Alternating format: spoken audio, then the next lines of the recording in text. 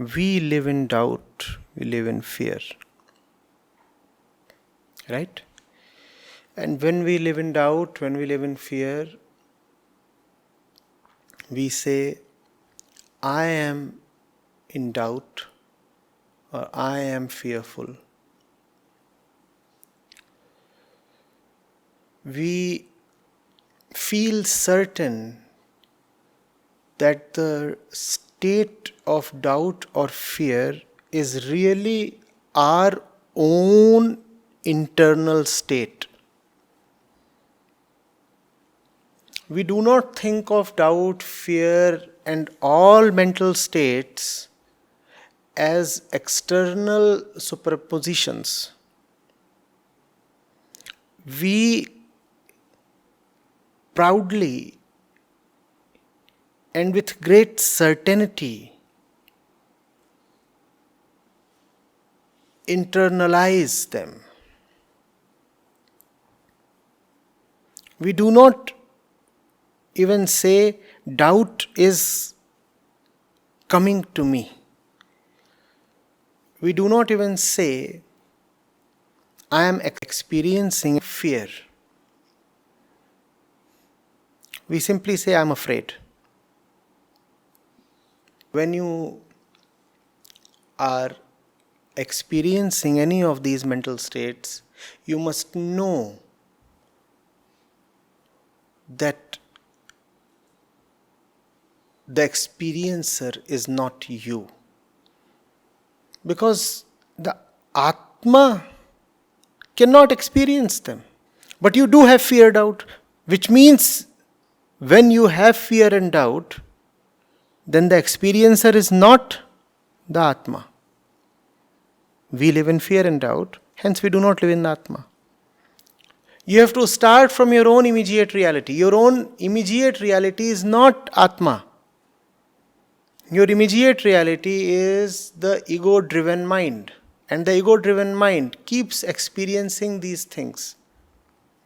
Comparisons, fear, jealousy, insecurity, happiness, sadness, regrets, hope, fear, certainty, doubt. When you are experiencing these things, then there is no need to attest these things as internal or atmic. So these are just experiences. You need not even say so much. All you need to do is not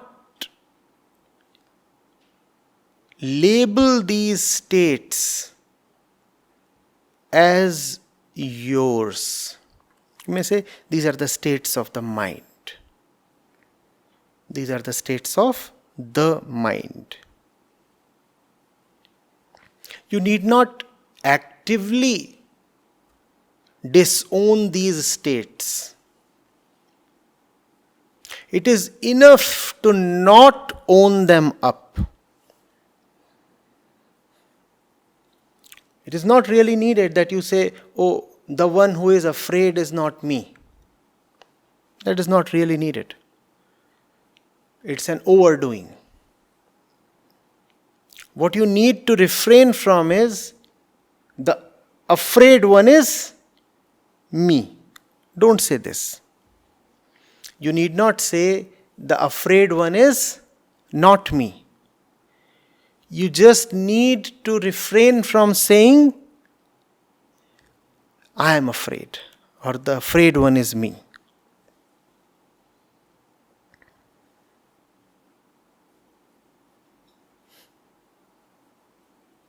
Getting it? So it's a very useful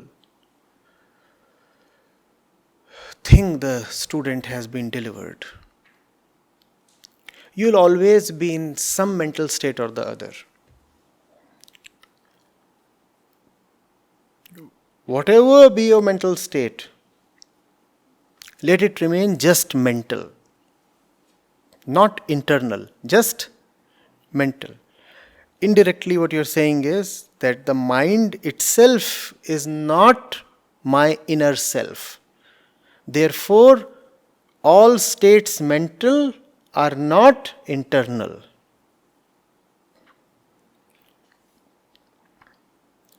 Why do we lose touch with Atman? We lose touch with Atman because we manufacture a false Atman for ourselves. What is the false Atman? It is the ego self. So that we start calling as me.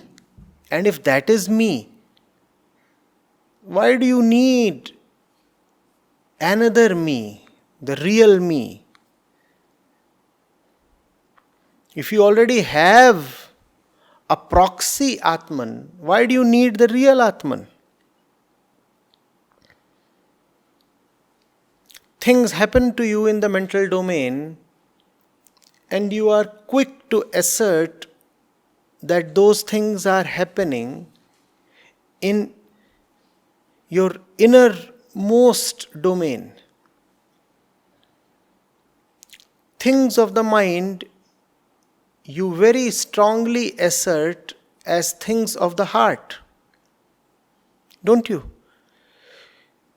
If things of the mind can be easily called things of the heart, why do you need the heart at all? The mind suffices.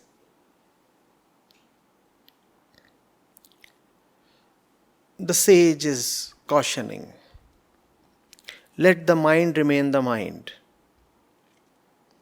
Else the mind is very eager to substitute for the Atma. In fact, that is the ego's top fantasy.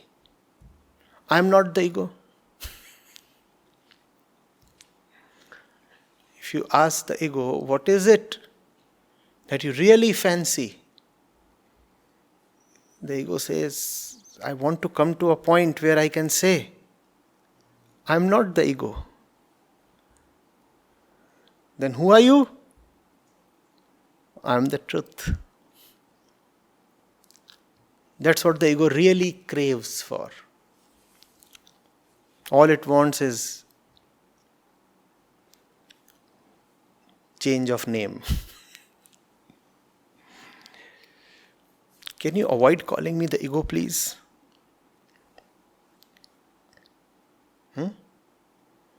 Go to the ego and say, hello, ego. And it just turns back with a sharp rebuke.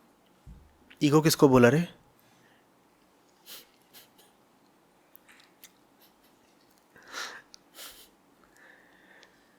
That's what the ego finds so humiliating. Being called by its real name.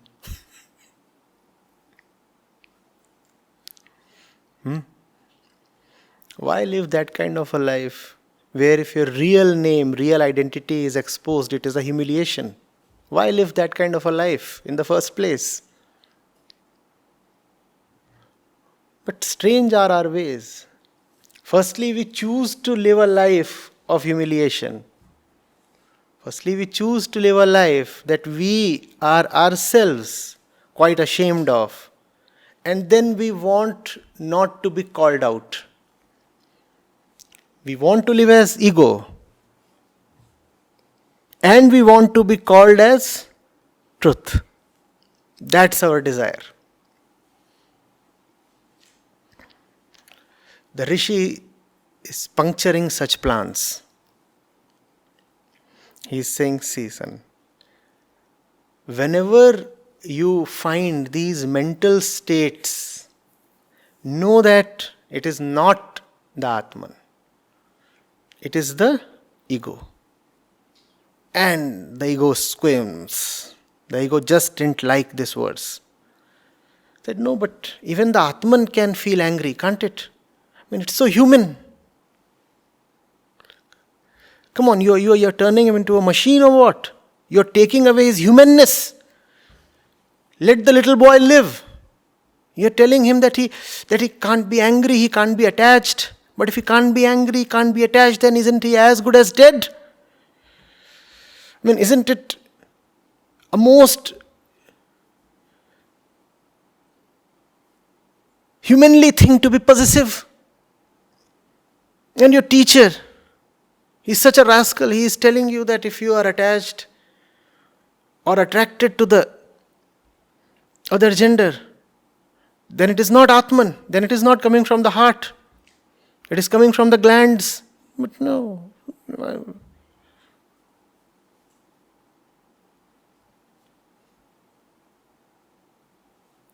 National Ego Rights Commission.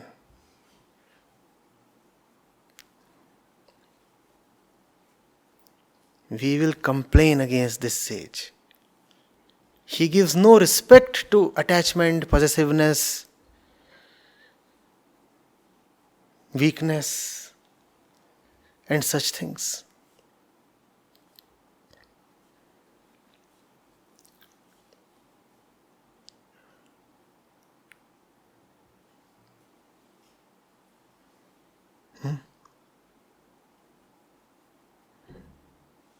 I mean, I might be weak, but am I not allowed to be the way I want to be? I might be disgusting, but don't I have the freedom to choose? Who are you to impose terms upon me, Mr. Sage? I mean, my life, my rules.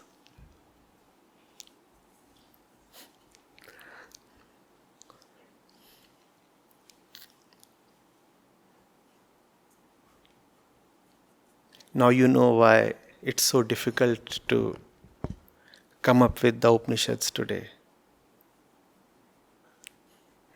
Now you know why there was a certain era, a certain ecosystem in which the Upanishads were composed.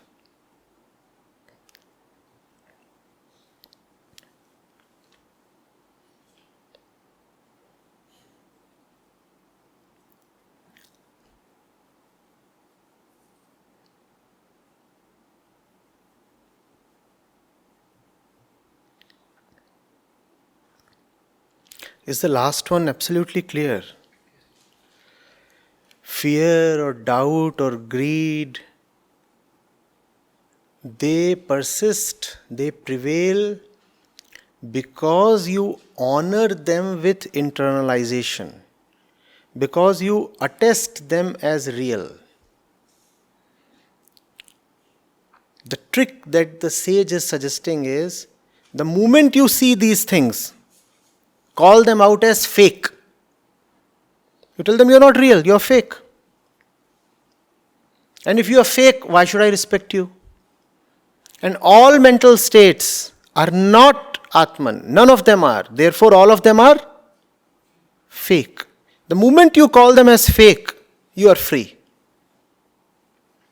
And obviously, it doesn't mean that you have to call others' anger or others' fears and doubts as fake.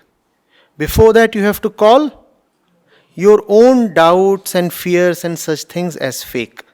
It really doesn't exist at all, or it exists only to the mind. It does not exist to me. Even the last sentence is redundant. You need not say it does not exist to me. It is enough to realize and declare all these things exist only to the mind. Full stop. All these things exist only to the mind. Only to the mind. Only to the mind. In using the word only, you have highlighted the limits of all these thoughts and emotions. They exist only to the mind. So they are limited in the domain of the mind. And in using the word only, you have also indirectly emphasized that you are beyond the mind. I cannot honor you. You are fake. I cannot let in you. I cannot let you in. You are an alien.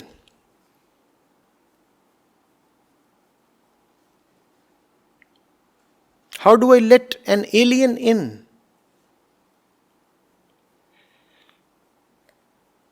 Whereas if you say, oh, all these things are happening to me, then you let the guards down and become very vulnerable to them.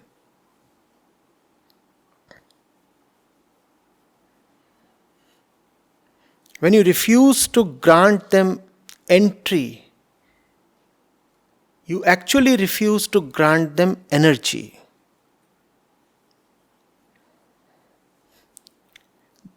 These thoughts and emotions and instincts, they carry very little energy of their own. It is association with the I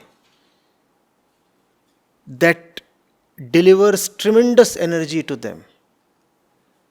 Don't associate them with I, and you starve these things of energy.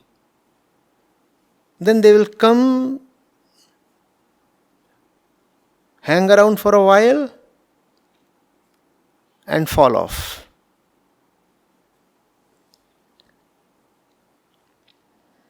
Are you getting it? So fear came.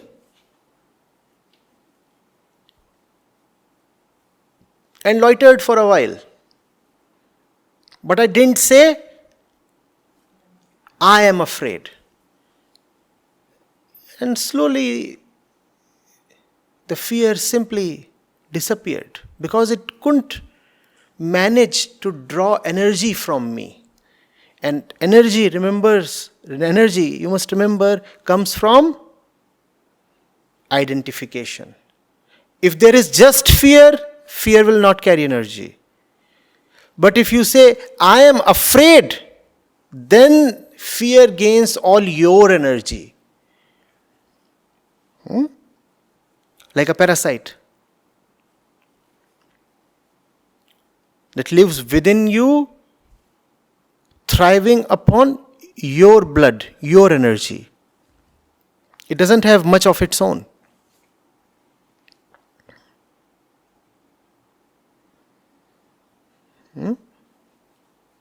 So, very handy verse to always remember.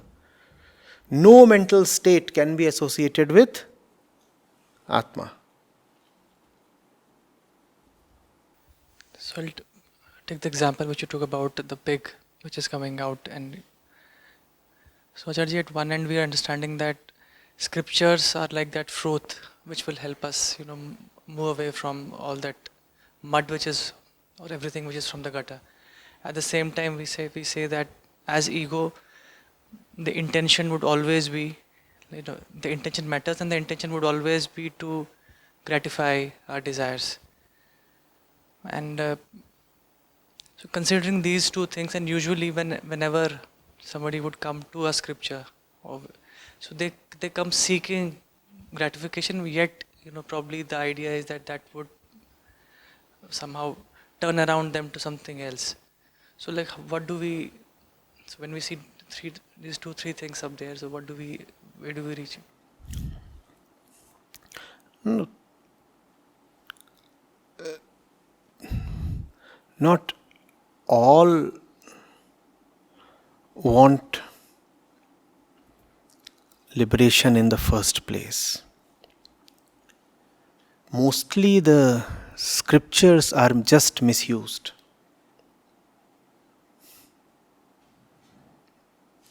If you find the scriptures failing on someone, know that the scriptures have just been misused. The scriptures cannot fail.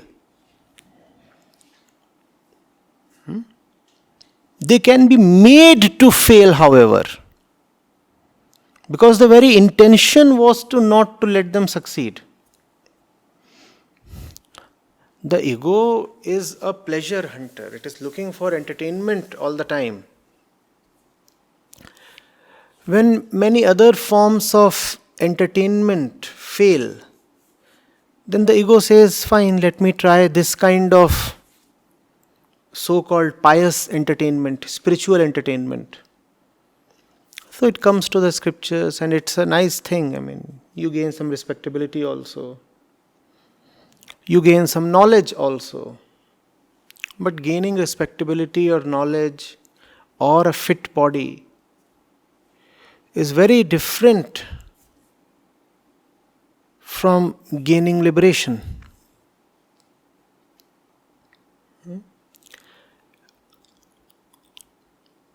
Therefore, it is not a coincidence that the set of people who ever benefited from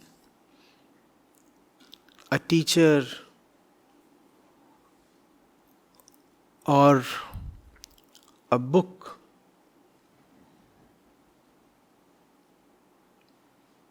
in the real sense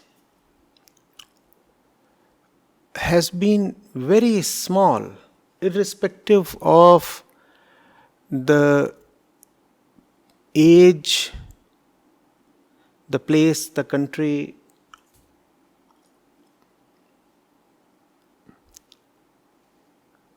Because very few people, in the first place, want the truth. And now you will understand why the scriptures themselves impose tough conditions. They say, unless you meet these criteria, do not come to us. Otherwise, you will come in the way of harm.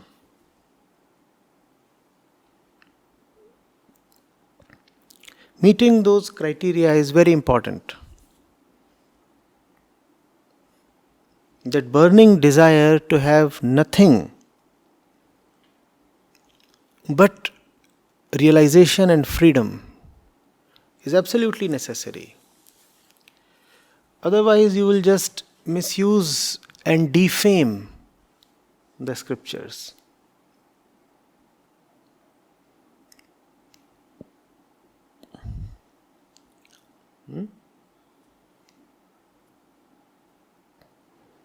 Even borderline cases might be given the benefit of doubt. What do I mean by borderline case? It is not exactly clear whether this fellow wants liberation or not. His resolve vacillates. But if you have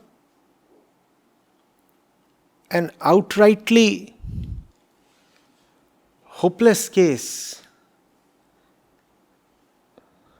the fellow has no feeling at all for a free life, and yet this fellow is entering the practice of yoga,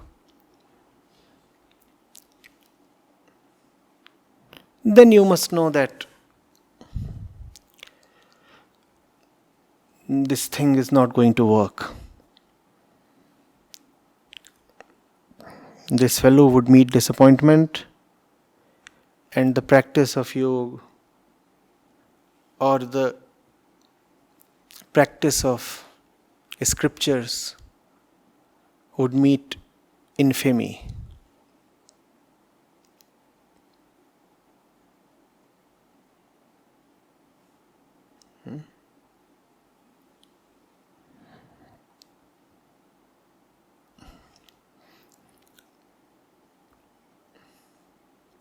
Great teachers in the past never had 50,000 students.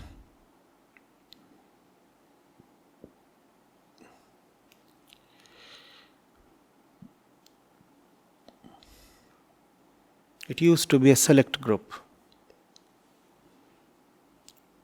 10, 20, maybe 100. Maybe 1,000 over their entire lifetime.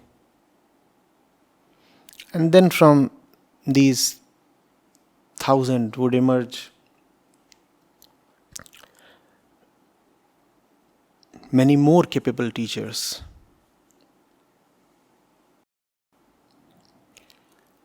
Right? So if you find a lot of people these days saying that this doesn't work for them, that doesn't work for them, it is because a lot of people are coming to the scriptures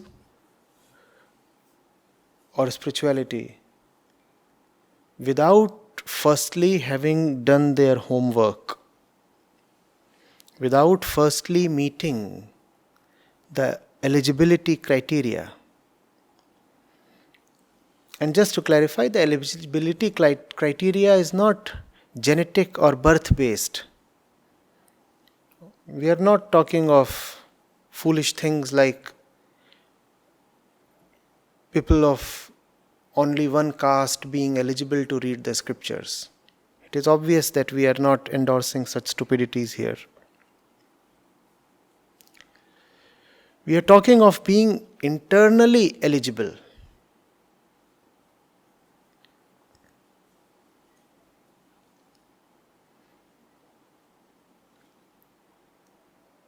Have you had the inner discipline? Have you worked out internally? Have you paid the price?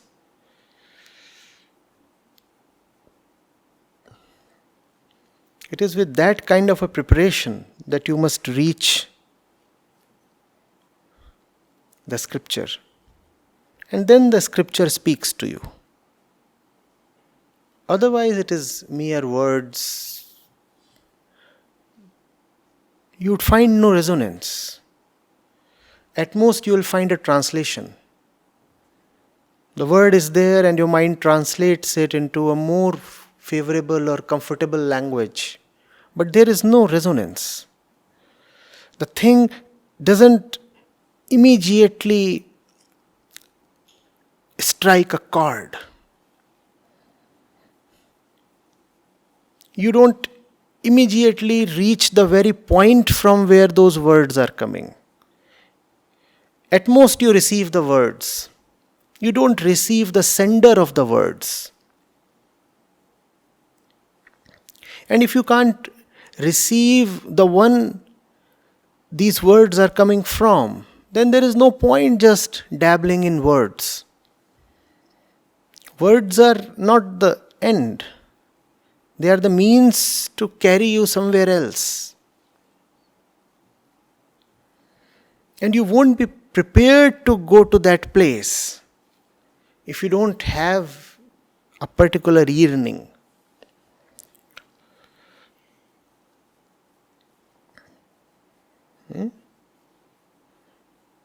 You don't want to cross the river, right? And the best of the boatmen are coming to you with great offers, one after the other.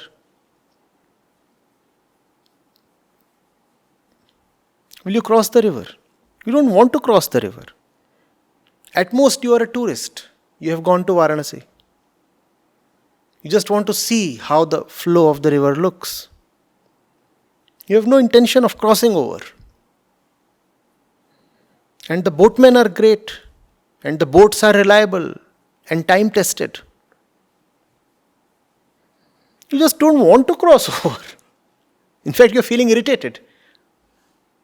Why are these fellows bugging me one after the other? That's the reason I asked, chahiye kya? And you say, as you say to those boatmen, nahi chahiye baba.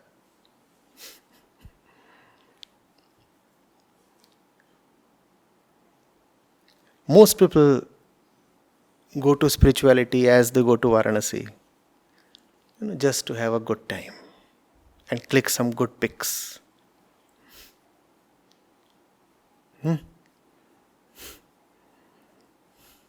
And the Aarti, etc. are great visual treats. You feel entertained. Rare is the one who wants to cross over.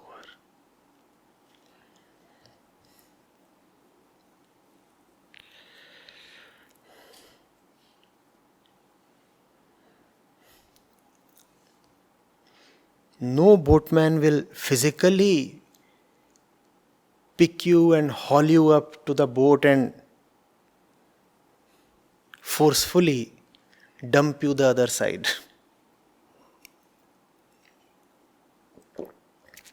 Even if there happens to be such a compassionate or obstinate or unreasonable boatman, you won't stay on the other side. The same boat that can take you to that side can also bring you back to this side. You will somehow find a way to return.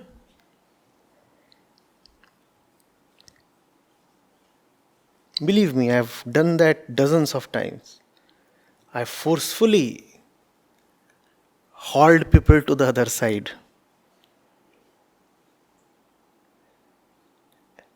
And when for a minute I sit down to catch some breath and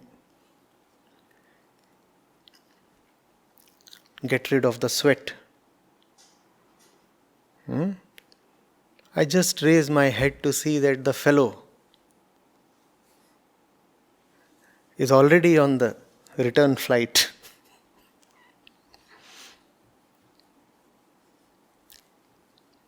And with great labor, you had carried him. And with great patience, because as you were carrying him to that side, he was all the time abusing and cursing you and threatening to launch an FIR. So running all these risks, you carry him, only to find that in no time there is a recoil. So it doesn't help.